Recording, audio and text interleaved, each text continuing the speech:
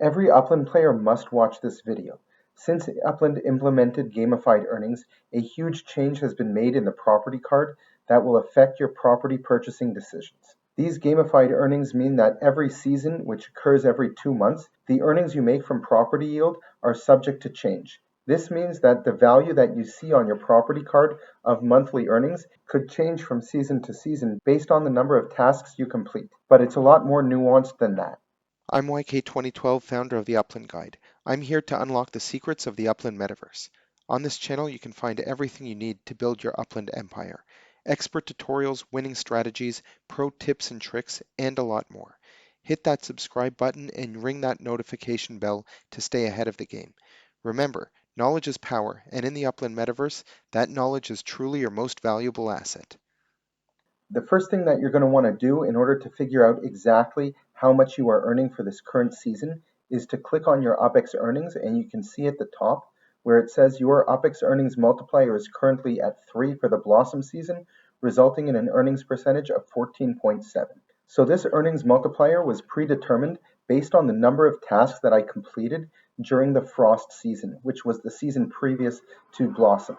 Here you can see the dates of the season, and this earnings multiplier is not set only for the Blossom season, but also for the 2 weeks following it, being the buffer between the Blossom season and the following season. So there's a 2-month period where this earnings multiplier is locked in. Similarly, based on the number of tasks that I complete during this Blossom season, it's going to influence what my earnings multiplier will be during the next Genesis season. Learn everything about gamified earnings and boosting your earnings percentage in the link in the upper right-hand corner or the description below. Now, having understood that, when you go and look at one of the properties that you own, you see this monthly earning.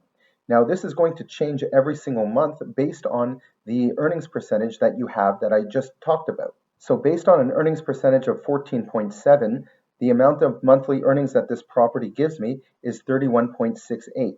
As a standalone. If it were to be in a collection, then I would be able to get more than that. The problem starts to arise that in the next season, if my earnings change, then this monthly earning will also change. So this might be tricky to manage on your own, but it's getting even more complicated. Because what happens if you wanted to purchase this property from me? Let's say I posted this picture on Twitter or some other message board trying to sell this property, and you are looking at this picture and looking at the monthly earnings. You actually have absolutely no way of determining what my earnings percentage was. Therefore, you have no way of actually figuring out how much you will be earning from this property.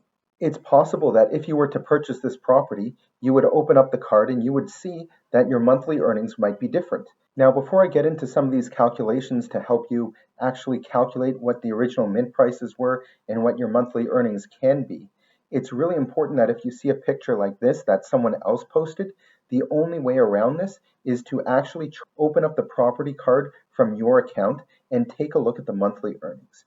If it's different, you don't have to be concerned that there's a bug or something. It just means that your earnings are different from my current earnings, and that's why that number is going to be different. Of course, there are also other tools like upxland.me and other property listing databases where if you look up that address, you will be able to find the original mint price as well. Now, let's say you did open up your game, you clicked on that property, and you saw that the earnings are exactly the same, 31.86. The question you're probably going to ask is, what was the original mint price of this property? Essentially, you want to know how much you're going to be paying based on that original mint price. So in order to do this calculation, you're going to take this monthly earnings of 31.86 and multiply that by 12 months in order to get your yearly earnings. Next, you're going to divide that by the earnings percentage. So I currently have a 14.7% earnings, so I'm going to divide the total earnings for the year by 0.147 because we're talking about percentages. So the 31.86 times 12 divided by 0.147 is going to give me 2,600 UPX. So that means the original mint price of this property was 2,600 UPX. To take it one step further, if you want to calculate the neighborhood value, I'm going to take that 2,600 UPX and divide that by the 5 up squared size, and that's going to give me 520. And that value means that for every 1 up squared that your property is in this specific neighborhood, it's going to cost you 520 UPX. So if you have a property that is 100 up squared in that neighborhood, its original mint price would have been 52,000 UPX. Now these calculations that I just explained can also be followed along with on the Upland Guide website with the link in the upper right hand corner or in the description below. Now when it comes to gamified earnings and you're contemplating about how many tasks you're going to want to complete in order to boost your earnings, check out this next video where I explain the UPX earnings calculator that I created that can help you determine if it actually makes sense for you to complete more tasks.